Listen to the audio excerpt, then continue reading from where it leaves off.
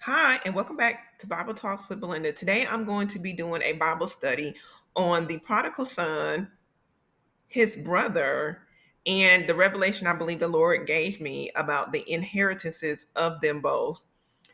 I do believe that this parable that Jesus shared with the disciple is a type of foreshadowing for the times that we are living in now and the times that are soon to come that a lot of people are not prepared for. I look forward to sharing this revelation and doing this Bible study. So let's get started. All right. So I am in Luke 15 and verse 11. All right. And this is the parable here. And it came, and he said, a certain man had two sons. And the younger of them said to his father, Father, give me the portion of goods that falleth to me. And he divided unto them his living.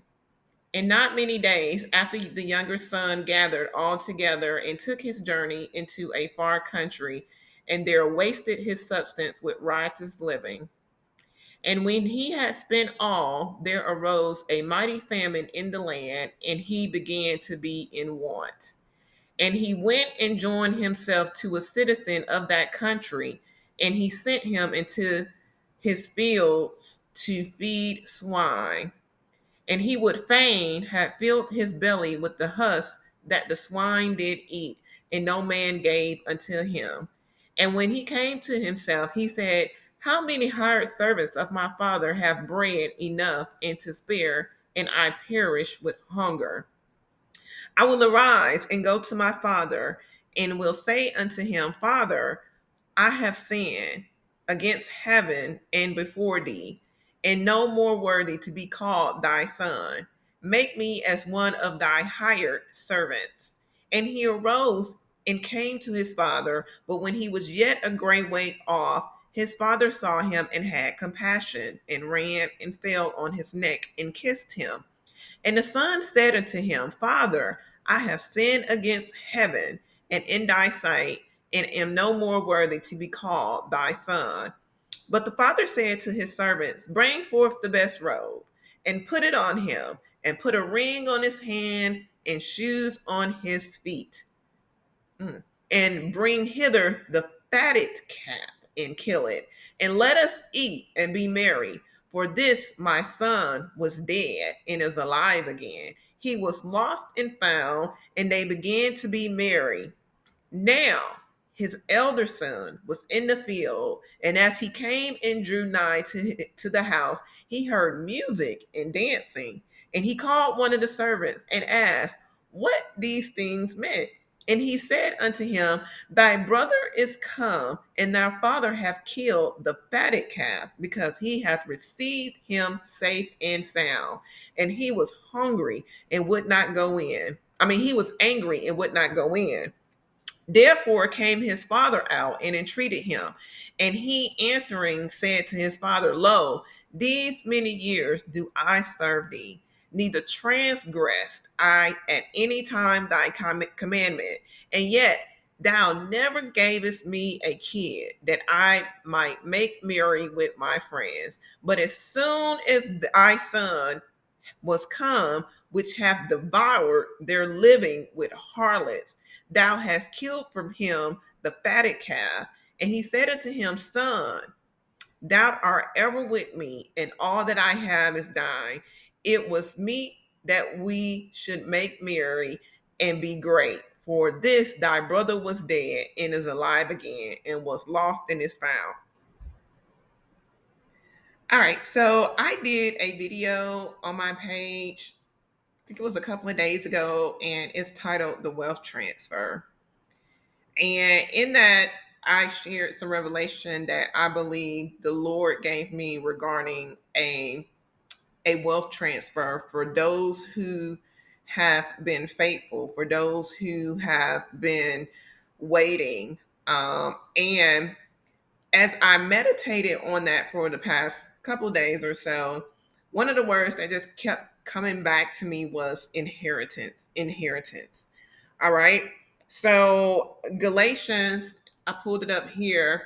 It says that if ye be This is Galatians 3:29. If ye be Christ, then are ye Abraham's seed and heirs according to the promise.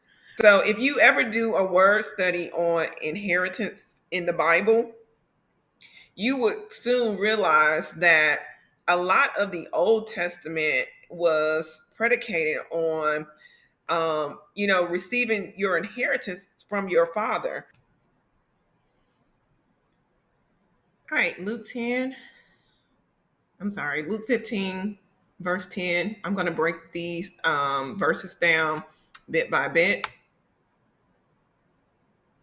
Luke 11. All right. And he said, a certain man had two sons, and the younger of them said to his father, Father, give me the portion of goods that falleth to me. And he divided unto them his limit. Now, if you recall, in the Old Testament, usually when one of the patriarchs or, father was getting ready to transition to, unto death, he would call in, the his his family, and he would proclaim a blessing over their lives, and give to them, let them know what their inheritance were, or things like that. Or if a father died in battle, then another leader or somebody would transition the inheritance on to the kids. All right. But this was a little bit of a different situation here. All right. For this younger of the two, and I think that's important, because he was the younger of the two sons. It says that he went to his father instead of waiting for the season for him to receive his inheritance.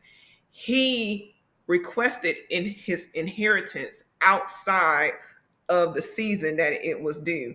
Now, there is a Bible scripture, and I'm going to try to find it real quick, that talks about um, receiving things outside of the allotted time. You want to receive your blessings and things of the promises of God in due season, in the appointed time. If not, the Lord um, has not had the opportunity to build your character, right? The reason why he makes us wait for the promises is because there is a consecration. There is sin that has to be dealt with. There are idols that has to be destroyed. There are, all these things that, when you come out of the world and you come into the Lord, he has to break down in order, before you're ready to receive the promises of God. For those of us that are in this generation, okay, this is my opinion here. I think a lot of us are going to be the end time generation, meaning that some of us may not taste death, and we are going into the period which is called the tribulation, the great tribulation. Now, I don't know how far off that is, but I said that to say some of us may not taste death, and because of that, um, the inheritance and the promises that we have been waiting for some of us for 20 years, testimony here, for 15, 20 years of the promises of God, because because when that promise is fulfilled, we're going to get it with interest. It's going to be so great because of the purpose that we have to fulfill in order to bring in the end time harvest. All right. And I'm going to go into a little bit more detail about that. The amount of finances and resources it's going to take to bring in the end time harvest is the reason why we've had to wait so long for our promises and our inheritance. All right. Verse 13, it says, and not many days after the younger son gathered all together and took his journey into a far country, and there wasted his substance with riotous living. So the reason why um, God, usually when you come into the things of God, usually He'll, give you either a dream or somebody will, yeah, I can't tell you. I've been all over the world. I can't tell you how many people have given me the same prophecy, about, the things of my life. And and it's like years. I can't tell you how many pastors, how many, you know, people that are waiting for the decades, years for the promises of God to manifest, right? And so one of the reasons he doesn't give you the promises that within the right away is because you'll do what this guy does. As soon as he got what his inheritance, he was out. He left the father. And if you don't know, the father in this scenario is a representation of God. Basically, he's like, I'm out of here. There's no reason for me to serve you and to be faithful and to follow by your commands, because one, I'm no longer under your roof, and two, I can go do what I want to do, and I got what I wanted. So a lot of people that are waiting for the promises of God, he doesn't give it to you because it's a safety guard to keep you into the things of God. That's how much he loves you, is to withhold it. All right. And it says, and when he had spent all, there arose a famine in the land, and he began to be in want. Don't know, a famine, a famine is getting ready to hit this country. I talk about that in the wealth transfer video that I did. An economic famine, a food famine, shortages, things are coming that the people, the prodigals, are oblivious to. All right. So it said, when he had spent all, now we're getting up to the point where people, and it's designed this way. Inflation is going to eat up a lot of people's money because they're just living for the moment, right? Inflation's going to eat it up, wasteful spending. And then right when they're, just on the edge of just living paycheck to paycheck, day to day, a famine is going to hit this land. All right. And he began to be in want. And he went, in verse 15, he went and joined himself to a citizen of that country, and he sent him into his fields to feed the swine. Now, the prodigal son, was in a far country. He didn't know no one. He didn't have no money to get, he didn't have no money. He didn't have anything. And what he did is he sold his labor, all right, to a citizen of that country, right? And he would feign, this word feign meaning that he would covet the swine, have filled his belly with the husk that the swine did eat, and no man gave unto him. So this is pretty much saying that he coveted the swine, um, and he would eat the husk that the swine ate. However, I don't believe, reading this, that he could fill his belly. He would covet the swine because they would eat the husk and they would be filled, but he couldn't be filled with the husk that the swine ate. All right. And no man gave unto him. At this point, it's every man for themselves. In a famine, it's going to be every man for himself. Nobody is going to be looking to, hey, I got this to give, because it's not going to be a lot to give to to to um to distribute that way. People are going to be going to and fro here and there, but it's going to be a hard time. And when he came to himself, all right, he was sitting in the pig swine. he was sitting in the pig pen with the rest of the swine. And this is the lowest of the low. When he came to himself, he said, how many hired servants of my father's have bread enough and to spare, and I perished with hunger. He was starving to death. He said, I will arise and go to my father, and I will say unto him, Father, I have sinned against heaven and before thee. All right, so the prodigal son, when this famine hits, a lot of the prodigals that have been out, living, just living it up, wasting, away funds, inheritance, the Lord, may have given, them, because he's not going to withhold anything from that. If they are supposed to get it in this lifetime, they're going to get it. You see people that are rich and flaunting wealth here and there, and you're like, man, these people living it up, and they don't have to do half what I have, praying and going through it. It said, and no more, and am I no more worthy to be called thy son?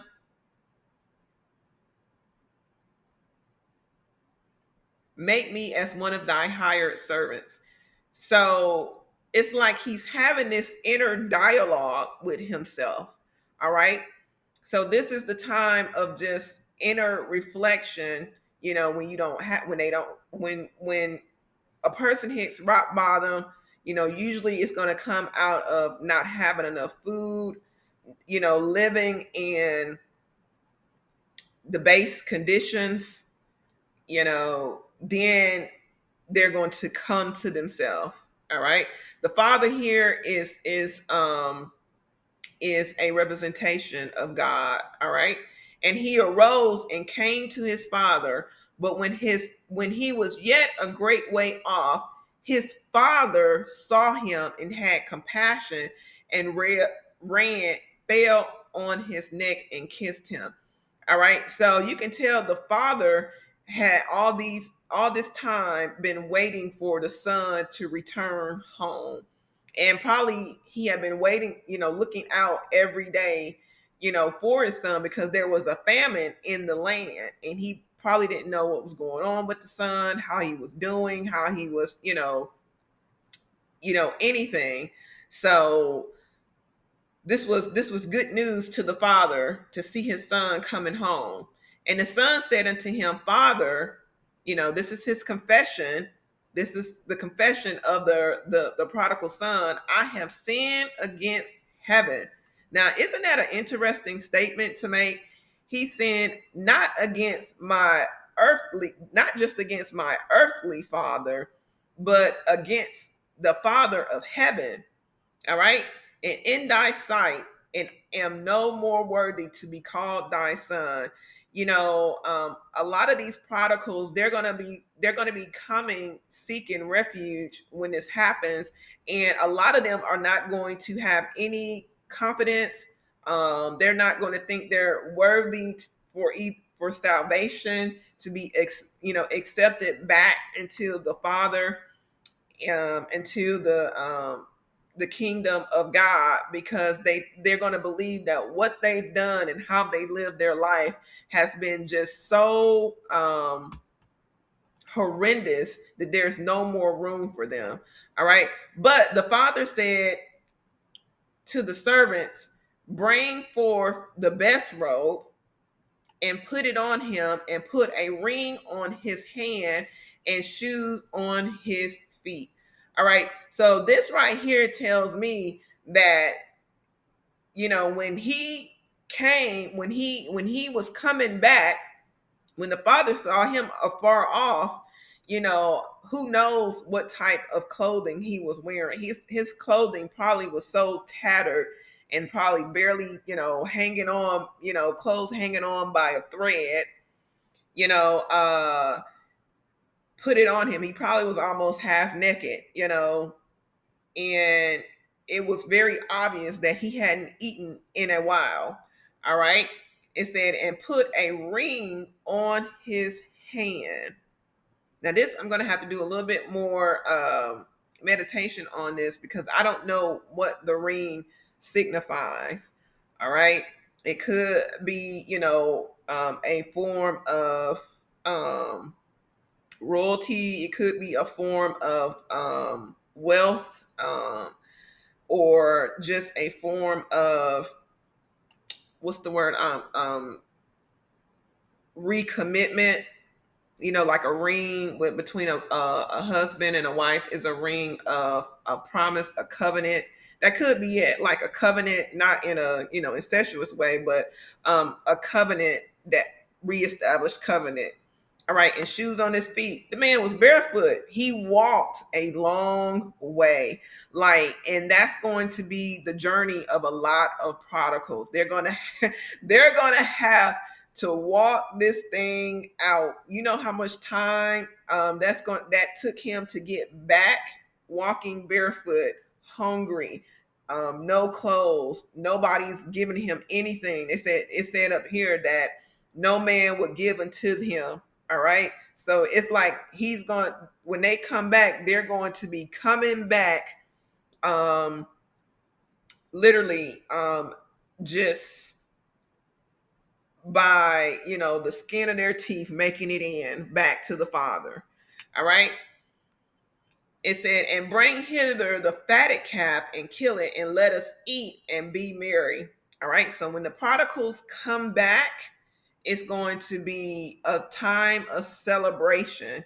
A lot of them, when this famine hits, this economic crisis that's coming, a lot of them are coming back to the Father. They're coming back to church. They're coming back. They're going to be looking for somebody, and you're going to be able to literally discern and see the distress that they're going to be in. All right.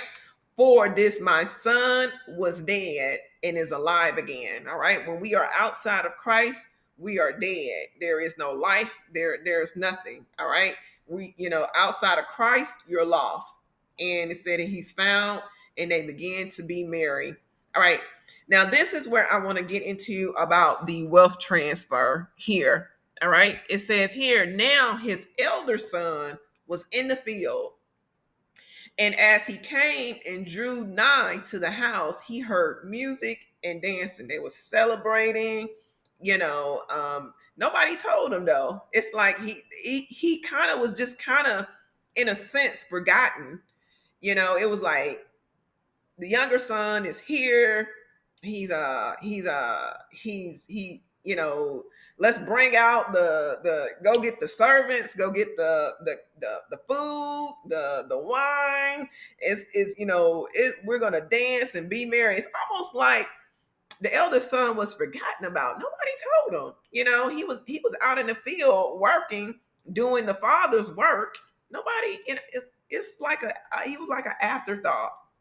And if we're being honest here, a lot of us that's been in the kingdom for a while and saved for a number of years, it's you can relate. It's like you almost feel forgotten about. You have to go before the Lord, and you keep petitioning and recommitting your dedication, your faithfulness, and going through the purging over and over and over again. And it's like, you know, uh, I'm still here. I'm still waiting. Anytime you get ready, Lord, I'm here.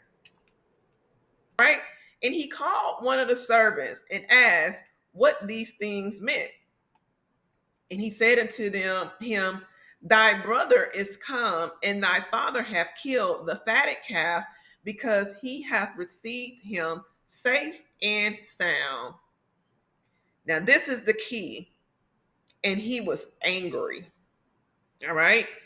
And would not go in. Therefore came his father out and entreated him. Now, when the prodigals come back, there is going to be um, a sense of resentment for some of the saints, and there's going to be some anger. Why? And it's in verse 29. And he answering said to his father, lo, these many years do I serve thee, neither transgress I at any time thy commandment, and yet thou never gavest me Sorry about that. And yet thou never gavest me a kid that I might make merry with my friends. All right. But as soon as thy son was come, which have devoured thy living with harlots, thou hast killed for him the fatted calf. All right. So, we as the people of God, we have got to get this in check here. All right. Because when the prodigals come back, and we're going to see the celebration, and you may see like the father gave him, the best robe, the fatted calf, the put a gold ring. When they come in, they're going to be entreated with such welcoming. They may be getting blessings when they come in. You're gonna be like, wait a minute. You know what I mean? All these years I've been faithful, and he was out here running with harlots, and I've been abstaining. I've been kept apart. A lot of especially women have remained single for an extended period of time. I can't tell you how many, because there's limited mates, for the women of God, because a lot of the men are prodigals, and there's no one to be equally yoked with, right? And so a lot of women have gone without marriage. They have gone without having kids, and a lot of it is, part of the cross that a lot of women have to bear. It's your sacrificial, offering unto the Lord. Some of us, for singleness, I've been single a very long time. I think I talked about this on the channel before. Like, it doesn't, singleness doesn't have an impact on me, because the Lord delivered me from a lot of that kind of spun out of my childhood. And so, the fullness of the Lord is my portion. I live and move and have my being in the Lord. But for a lot of women, it is a day-to-day struggle, right? And like, his brother was out here like, just, hey, the women and the men, or whatever, you're going to see these prodigals, strippers coming in, drug users coming in, people who have not had to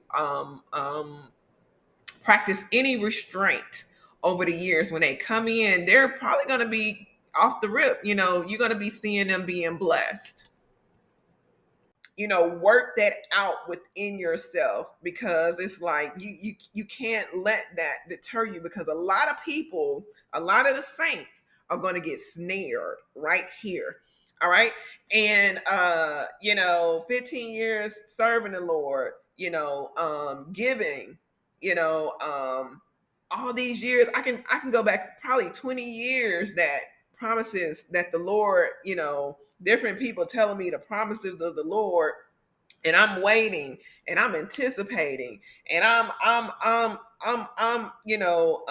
faithful, crying out, praying, like he said here, lo, these many years I've been serving God, neither transgress at any time thy commandment, and yet thou never gavest me a kid that I may make merry with my friends. It's like you suffering for the Lord. And this man, it said, here he is. He was out, with the harlots. He was living with the harlots. That man was living it up. Is there no consequences for these actions? He just walked back up in here and get all this stuff, right? All right. And it said, and so 31, and he said unto him, son, thou art ever with me. All that I have is thine. And it was meet that we should make merry and be glad, for thy brother was dead and is alive again, and was lost and is found. So this was the part that the Lord was dealing with me about the wealth transfer. All right. it says, "Son, that are ever with me, and all that I have that is thine." Um, because we have waited for our inheritance, because we have, those of us that have prayed, we have been made promises. And sometimes I'll be like, well, Lord, did I miss it? You know what I mean? All these years, I'm like, did I miss it? Did I, I recall still being in you, Lord, but I'm like, well, maybe some kind of way it was either delayed or maybe it was denied. But I do believe that we are coming upon a time in which the scales will be balanced and we will see the good of the Lord in the land of the living. All right, so I'm going to close this Bible study out with this Bible verse here. It's 1 Corinthians 2:9. But as it is written, I have not seen nor ear heard, neither have entered into the heart of man the things which God have prepared for them that love him. So this is our promise. This is what we have forward to look for. And as I stated before, when the prodigals come in, let us receive them with open arms and be merry and joyful and celebrate that they have returned unto the Father. Amen.